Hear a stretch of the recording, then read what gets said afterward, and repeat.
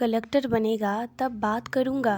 दोस्तों, यह कहानी है बिहार के एक गांव की, जिसमें विजय नाम का लड़का रहा करता था। बचपन से ही पढ़ाई में होशियार विजय अपनी मम्मी पापा की आखिरी उम्मीद था। विजय के दादा ने अपने समय में बहुत कर्ज ले लिया था, जिसको चुकाने में पापा की पूरी जिंदगी मजदूरी में निकल गई। उनके पास थोड़ी सी ज़मीन थी, जिससे उनका गुजारा हो रहा था। पापा की तबीयत मजदूरी करने से खराब रहती थी, पर पापा विजय को इस बात का एहसास नहीं होने देते। विजय को पढ़ाई में इतना होशियार देख उसकी मम्मी पापा ने हर वह काम किया जिससे वह विजय को पढ़ा पाए। विजय की कॉलेज की पढ़ाई खत्म हो गई और वह एक छोटी सी नौकरी करने लगा, जिससे उसका खर्च निकल जाता और साथ में वह कलेक्टर बनने की तैयारी भी कर रहा था। विजय अपने वक्त का एक मिनट भी फालतू नहीं गुजारता।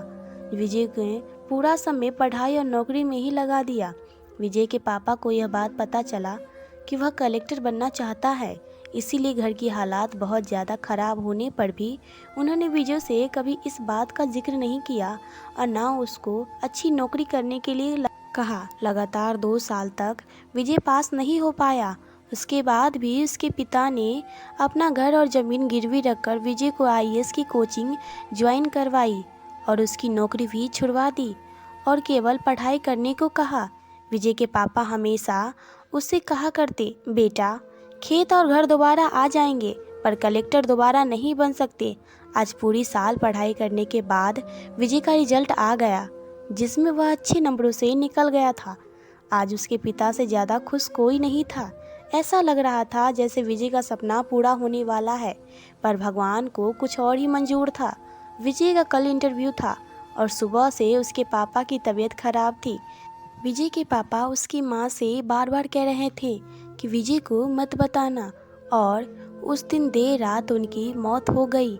अब एक माँ जिसकी गोद में उसका पति गुजर गया और वह अपने दर्द को भुलाकर अपने बेटे की ज़िंदगी के बारे में सोच रही थी। माँ ने पड़ोसियों तक को इस बात का एहसास नहीं होने दिया कि उसका पति अब नहीं रहा। पूरी रात ऐसे रोई कि आवाज़ भी न निकले, और सुबह विजय जब इंटरव्यू देने जाने लगा तब माँ और पापा के आशीर्वाद के लिए उसने माँ को कॉल किया। माँ ने पूरी हिम्मत लगा दी अपना सच छुपाने के लिए और विजय को आशीर्वाद दिया।